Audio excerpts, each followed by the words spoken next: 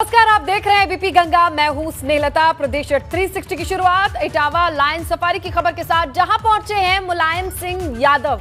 अपने dream project को देखने के लिए मुलायम सिंह यादव पहुंचे हैं। ये बड़ी खबर है, जहां मुलायम सिंह यादव ने लायन सफारी का दौरा किया है। मुलायम सिंह यादव का ड्रीम प्रोजेक्ट है इटावा सफारी, और सफारी पार्क बनाने के बाद पहली बार मुलायम सिंह यादव पहुंचे हैं। सपा संरक्षक अपने ड्रीम प्रोजेक्ट को देखने के लिए लायन सफारी पहुंचे।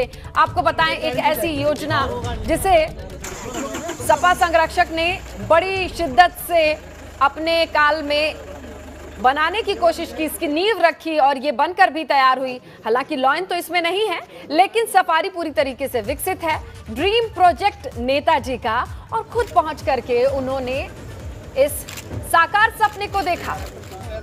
देख सकते हैं आप, समर्थकों की भीड़ है, और इस इटावा सफारी के प्रणेता जो रहे हैं, जिन्होंने नींव रखने के साथ इस पूरे स्ट्रक्चर के लिए काम किया, और उस सपने को आगे बढ़ाने में अखिलेश यादव ने ही मदद की थी। वो क्योंकि उन्हें पता था नेताजी का सपना है, वो उनका प्रोजेक्ट है। उसे पूरा होने के बाद, हालांकि लायन सफारी नहीं कह सकते, इसमें लायन नहीं है, लेकिन इटावा सफारी अपने आप में काफी बड़ी सफारी है, खूबसूरत है।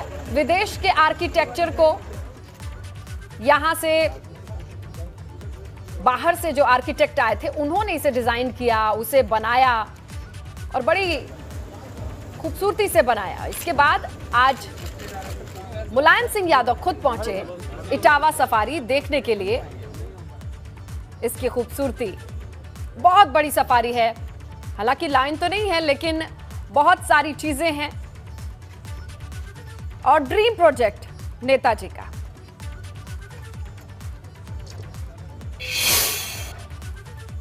बड़ी खबर हमीरपुर से है। गुटखा कारोबारी के ठिकानों पर छापेमारी जारी है। जीएसटी की टीम पिछले 16 घंटों से छापेमारी के कार्रवाई को कर रही है। गुटखा कारोबारी के घर भारी मात्रा में कैश मिला है, सूत्रों से पता चला है। रुपयों की गिनती के लिए एसबीआई के कर्मचारी बुलाए गए हैं। देखिए, हमीरपुर से यह बड़ी खबर है, जहां गुटखा कारोबारी के घर छापेमारी की कार्रवाई चल रही है, और सूत्र बताते हैं कि इतना कैश मिला है कि इसे गिनने की प्रक्रिया चल रही है, और पिछले 16 घंटे से छापेमारी चल रही है। गुटखा कारोबारी के घर पर छापेमारी की खबर, और पिछले 16 घंटे से जीएसटी की पूरी टीम, और ये देखिए, संभवतः ये माना जा रहा है एसबीआई की टीम यहां तमाम बरामद कैश को गिन करके साथ ले जाने के लिए मौजूद है। इन बक्सों में भरकर कैश ले जाया जाना है। सूत्रों से पता चला है कि भारी मात्रा में कैश है। 16 घंटे से जीएसटी की छापेमारी चल रही है, और बरामद कैश को गिनने के लिए अब एसबीआई के कर्मचारी बुलाए गए हैं। एक्सक्लूसिव तस्वीरें हमीरपुर से, गुटखा कारोबारी के घर के बाहर की ये तस्वीरें हैं, जहां एसबीआई के कर्मचारी इन बॉक्सेस को लेकर के, इस बक्से को लेकर के ऊपर जाते दिखाई दे रहे हैं। ये कारोबारी का घर है, और कर्मचारी वहां पहुंच करके नोटों को गिनने का काम करेंगे। और बक्सों को देखिए आप, कितने बक्से हैं यहाँ।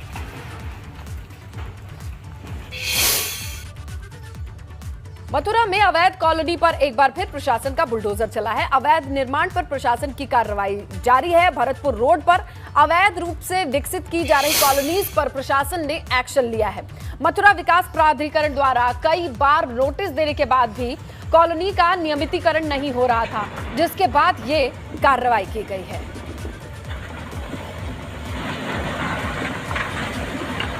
तो देखिए, प्रशासन का बुलडोजर चला है यहाँ भरतपुर रोड पर। मथुरा की तस्वीरें हैं। लगातार ये चेतावनी दी जा रही थी कि कॉलोनी का नियमितीकरण होना चाहिए, लेकिन ऐसा होता दिखाई नहीं दे रहा था, और नोटिस के बाद प्रशासन ने कार्रवाई की।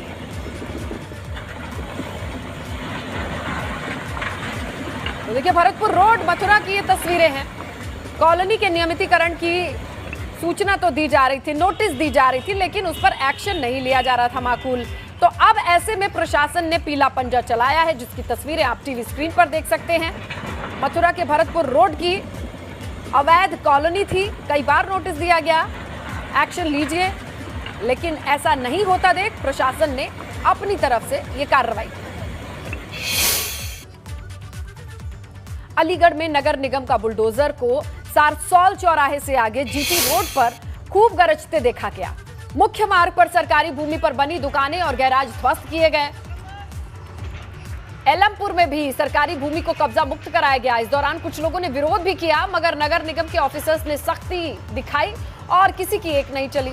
अतिक्रमण करने वालों को कड़ी चेतावनी भी दी गई। अतिक्रमण हटाने का अभियान अभी और भी जारी रहेगा। तो देखिए आप, जगह जगह किस तरीके से प्रशासन की सख्ती नजर आई। अलीगढ़ से ये तस्वीरें हैं। यहां पर भी बार बार चेतावनी दी जा रही थी, लेकिन कोई कदम नहीं उठाया जा रहा था और ऐसे में प्रशासन ने सख्त कदम उठाया। 2 स्पॉट तय किए गए थे, एलापुर गढ़िया में और एलमपुर में।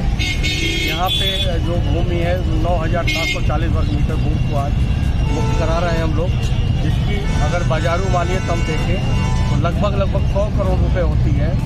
और जो एलापुर गढ़िया में जगह मुक्त कराई गई वो 1800 वर्ग मीटर थी, जिसकी कीमत लगभग 10 करोड़ रुपये। ये अवैध अतिक्रमण करने वालों के विरुद्ध ये अभियान निरंतर चलता रहेगा। जो है बुलंदशहर से खबर है। बुलंदशहर विकास प्राधिकरण का भी बुलडोजर चला है। गांव खेतलपुर में 3 बीघा जमीन, खुर्जा रोड पर 7 बीघा और ग्वेरू नगर के पास लगभग 5 बीघा भूमि पर से अवैध कॉलोनीज को ध्वस्त किया गया है। बुलंदशहर में अवैध कॉलोनी पर ध्वस्तीकरण की कार्रवाई जारी है। तस्वीरें आप देखिए, लोकेशन कई लेकिन एक्शन वही। जहां पर नोटिस देने के बाद भी अवैध कब्जे को नहीं हटाया जा रहा था, तो फिर प्रशासन ने कार्रवाई की।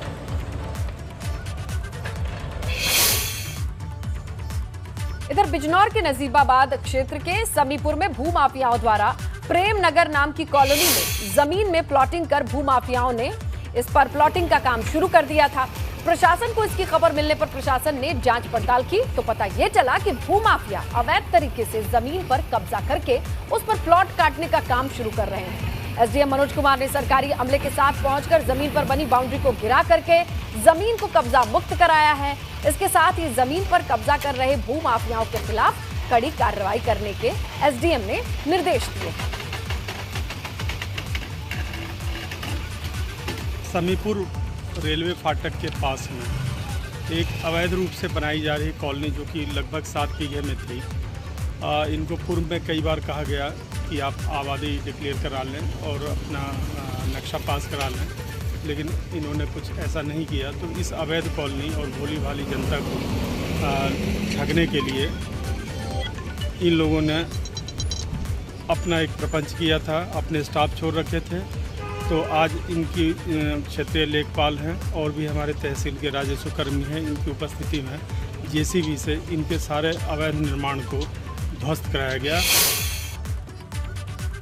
बरेली के सपा विधायक शहजील इस्लाम का अवैध पेट्रोल पंप ढहाए जाने के बाद प्रशासन ने अब विधायक के ईंट भट्टे पर भी बुलडोजर चलाने की तैयारी कर ली है।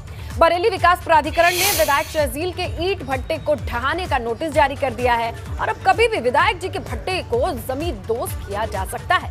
इसके अलावा जिला प्रशासन ने सपा विधायक के फार्म हाउस और कुल 25 दुकानों के खिलाफ भी नोटिस जारी करके विधायक से उसके दस्तावेज तलब किए हैं और ऐसा नहीं करने पर फार्म हाउस और दुकानों पर भी कार्रवाई की जा सकती है।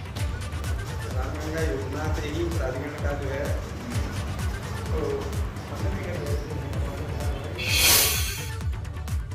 इधर कासगंज में पटियाली तहसील क्षेत्र में के गंगा कटरी इलाके में दबंगों ने अवैध तौर पर सरकारी जमीन पर कब्जा करके उसमें गेहूं की फसल बो दी।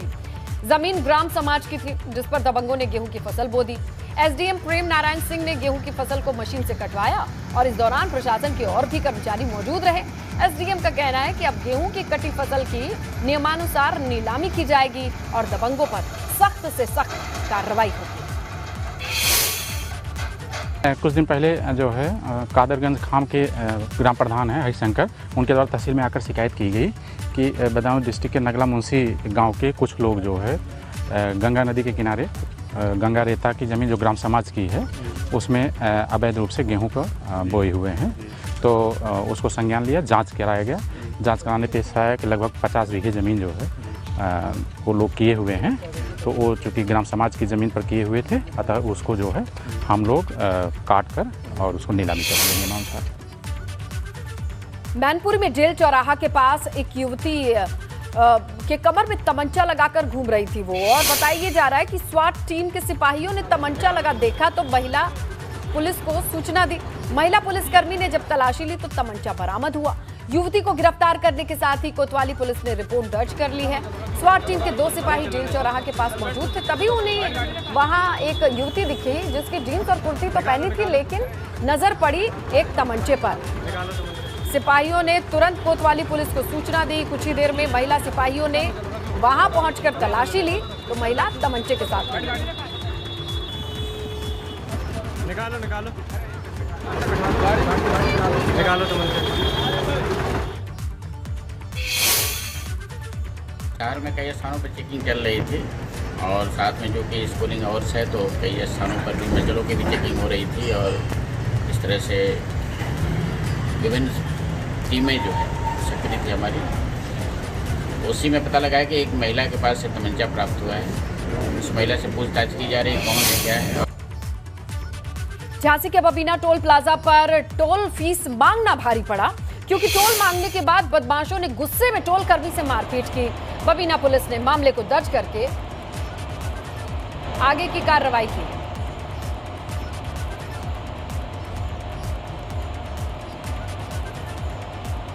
तो देख सकते हैं आप तस्वीरों में किस तरीके से ये लाल घेरे के भीतर लोग हैं जो टोल कर्मी के साथ कहासुनी के बाद मारपीट पर उतारू हुए। पूरा मामला शुरू होता है टोल फीस मांगने को लेकर, जो कि कर्मचारी का काम है, और यह पूरा मामला किस तरीके से आगे बढ़ गया।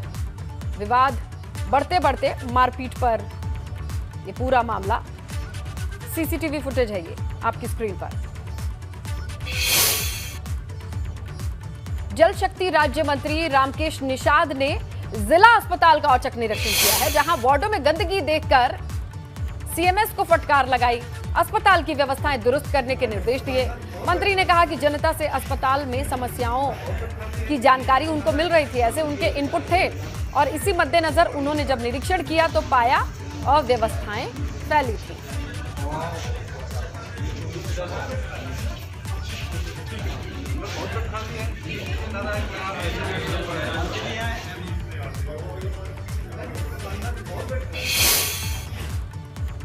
बड़ी खबर प्रयागराज से मिल रही है। इलाहाबाद हाई कोर्ट से बड़ी खबर मिल रही है, जहां ओबीसी की 18 जातियों को एससी कैटेगरी में शामिल करने का मामला सामने आया है। ओबीसी की 18 जातियों को एससी सर्टिफिकेट जारी करने पर रोक बरकरार है। हाईकोर्ट ने 18 ओबीसी जातियों को एससी सर्टिफिकेट जारी करने पर स्टे बढ़ा दिया है। हाईकोर्ट ने 24 जनवरी 2017 को सर्टिफिकेट जारी करने पर रोक लगाई थी और राज्य सरकार की ओर से 5 साल बाद भी दाखिल किया नहीं गया इस पर जवाब। अब इस पर हाईकोर्ट ने राज्य सरकार को काउंटर एफिडेविट दाखिल करने का अंतिम मौका दिया है और मई के महीने में अगली सुनवाई होनी है। डॉक्टर भीमराव अंबेडकर ग्रंथालय एवं जन कल्याण समिति गोरखपुर के अध्यक्ष हरिशरण गौतम की जनहित की याचिका पर यह अगली सुनवाई के लिए सरकार से तलब किया गया है। मई के महीने में अगली सुनवाई होगी और 22 दिसंबर 2016 को अखिलेश सरकार के समय यह नोटिफिकेशन जारी हुआ था।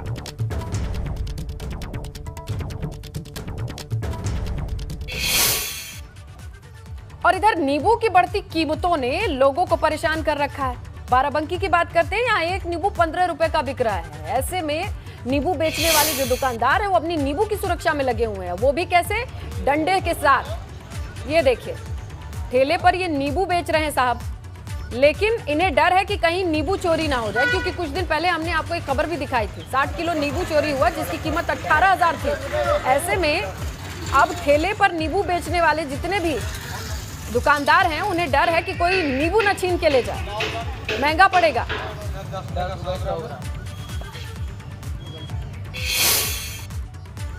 डंडा लेके इसलिए कस्टमर आते हैं, 1-2 नींबू ऐसे उठा लेते हैं, लपजप करते हैं, मना करते हैं, ज़बरदस्ती लेते हैं। महंगा नींबू, एक नींबू हम लोग को पड़ रहा है इस समय 6-7 रुपये का एक पड़ रहा है, तो इसलिए मना करते हैं। जब मानते नहीं, ज़बरदस्ती लड़ाई करते हैं, तो फिर डंडा देखते हैं तो लड़ाई नहीं होती है, वरना लड़ाई करने के लिए वो मादा हो जाते हैं। चलिए 2 तस्वीरें आपकी टीवी स्क्रीन पर रखते हैं, जहां कल शाहजहांपुर में 50 किलो नींबू चोरी हो गया। चोरों ने नींबू पर हाथ साफ कर दिया और आज बाराबंकी में दुकानदार डंडे से नींबू की रखवाली करते दिखाई दे रहे हैं। अब देखिए शाहजहांपुर की इस खबर ने बाकी नींबू बेचने वाले दुकानदारों को सतर्क कर दिया है और अभी बाराबंकी के शख्स ने बताया कि 1-2 नींबू लोग ऐसे ही ले जाते हैं और ये बहुत महंगा पड़ रहा है। अगर आपके आसपास या घर में बच्चों ने स्कूल जाना शुरू कर दिया तो ये खबर खास आपके लिए है। दरअसल गाजियाबाद और नोएडा के प्राइवेट स्कूल में बच्चों को कोरोना पॉजिटिव पाया गया और इसकी जानकारी जैसे ही सामने आई हड़कंप मच गया। स्कूल में कोरोना के बढ़ते संक्रमण के मामलों से अब दहशत भी बढ़ा है और इसी वजह से उन अभिभावकों की टेंशन बढ़ गई है जिनके बच्चों ने कुछ दिन पहले ही स्कूल जाना शुरू किया था।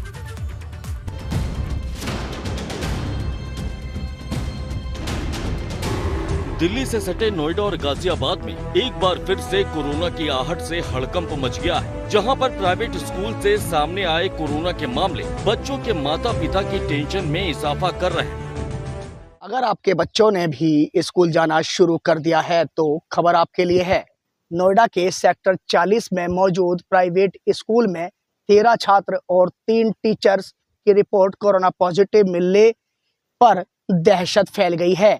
सवाल है, कहीं एक बार फिर कोरोना का तांडव तो नहीं दिखने वाला। दरअसल नोएडा के सेक्टर 40 में मौजूद खेतान पब्लिक स्कूल में 13 छात्र और 3 टीचर कोविड पॉजिटिव पाए गए, जिसके बाद नोएडा के दूसरे स्कूलों में भी हड़कंप मच गया। साथ ही गौतम बुद्ध नगर का स्वास्थ्य महकमा भी एक्शन मोड में आ गया। स्वास्थ्य विभाग को एक खत के जरिए इस बात की जानकारी मिली। स्वास्थ्य विभाग को खेतान स्कूल की तरफ से एक खत मिला। खत में छात्रों के कोविड पॉजिटिव होने की जानकारी मिली। 6वीं, 9वीं और 12वीं के छात्रों के कोविड पॉजिटिव होने की जानकारी दी गई। कुल 13 छात्र और 3 टीचरों के कोविड पॉजिटिव होने की जानकारी दी गई। इस जानकारी के सामने आने के बाद नोएडा के स्वास्थ्य महकमे में हड़कंप मच गया। वहीं सीएमओ का कहना है कि उन्हें डिटेल में कोविड पॉजिटिव छात्रों और टीचर की जानकारी नहीं मिली, जिसकी वजह से फिलहाल वो मामले की जांच करने के बाद ही इसकी पूरी जानकारी दे सकेंगे। जी, हमें जो है खेतान पब्लिक स्कूल जो सेक्टर 40 में है उसका एक पत्र प्राप्त हुआ है, जिसके अंदर हमें जो है 13 बच्चे और 3 टीचर्स की सूचना प्राप्त हुई है कि कोविड पॉजिटिव है। लेकिन इसमें ये डिटेल पूरी नहीं है, ना इनका फ़ोन नंबर दिया हुआ है, ना कोई इनका एड्रेस दिया हुआ है, ना ये पता चला है कि ये कहाँ पे टेस्ट हुए हैं। तो अभी इसके लिए मराठी टीम को भी हमने भेजा था, लेकिन ये सूचना मिल नहीं पाई अभी पूरी तरह से। कक्षा 6, 9, 12 इस तरह के हैं, छोटे बच्चे नहीं दिखाई दे रहे हैं इसमें, और 20 की क्लास के हैं, कुछ ही क्लास के बच्चे हैं।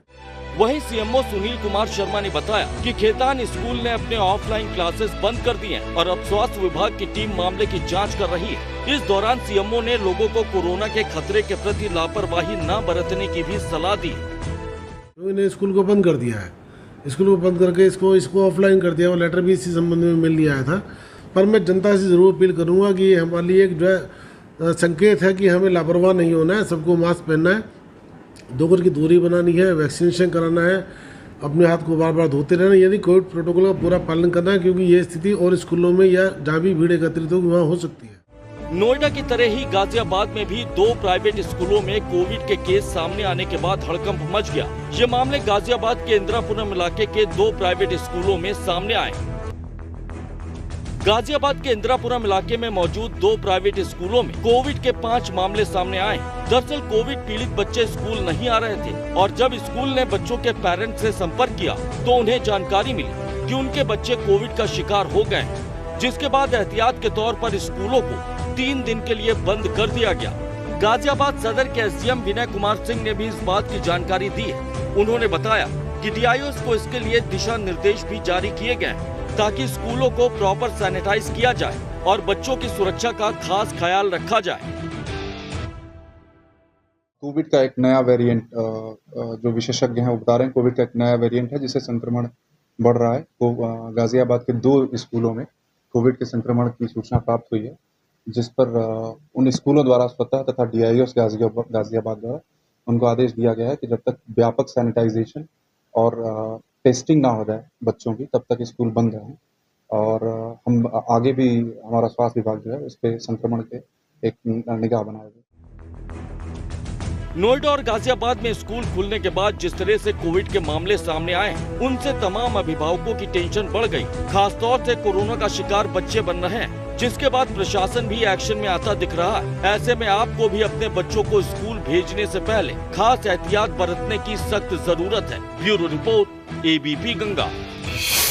बात करते हैं उत्तर प्रदेश विधान परिषद की 36 सीटों पर चुनाव में बीजेपी ने अपनी विजय यात्रा को बरकरार रखते हुए न सिर्फ एक बार फिर प्रचंड जीत दर्ज की, बल्कि 36 में से 33 सीटों पर रिकॉर्ड जीत दर्ज की। बल्कि सपा को शून्य पर समेट भी दिया। और आज आए विधान परिषद के इन नतीजों में 27 सीटों पर हुए चुनाव में बीजेपी के खाते में 24 सीटें आईं, जबकि 3 सीटों पर निर्दलीय प्रत्याशियों ने भाजपा को पटकनी दे दी। लेकिन ये नतीजे अखिलेश यादव के लिए बेहद निराशाजनक रहे, क्योंकि सपा को विधान परिषद की 36 सीट में सिर्फ एक भी सीट पर जीत नसीब नहीं हुई। ऐसे में इस विधानसभा चुनाव के बाद देखा जा रहा है कि समाजवादी पार्टी और अखिलेश यादव के लिए ये किसी बड़े झटके से कम नहीं है। इसी जीत के बाद प्रधानमंत्री नरेंद्र मोदी ने ट्वीट करके बधाई दी और लिखा अपने ट्वीट में कि उत्तर प्रदेश विधान परिषद के चुनाव में सभी विजयी उम्मीदवारों को बहुत बहुत बधाई। ये जीत एक बार फिर भाजपा के विकास मॉडल पर जनता जनार्दन के विश्वास की अभिव्यक्ति है। इसके साथ ही उन्होंने टैग किया है सीएम योगी आदित्यनाथ को और लिखते हैं कि सरकार के साथ ही पार्टी के संगठन से जुड़े सभी कार्यकर्ताओं को ढेर सारी शुभकामनाएं।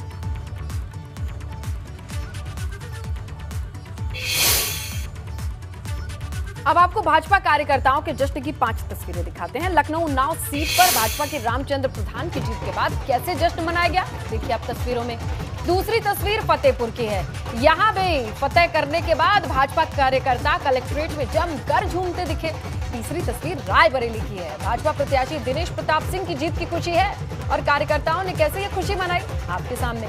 चौथी तस्वीर गोरखपुर की। यहाँ भी कार्यकर्ताओं ने ढोल नगाड़े के साथ जश्न मनाया। आगरा की बात कीजिए, 5वीं तस्वीर है ये। आगरा फिरोजाबाद सीट से भाजपा प्रत्याशी विजय शिवहरे की जीत के बाद कार्यकर्ताओं ने जमकर जश्न मनाया।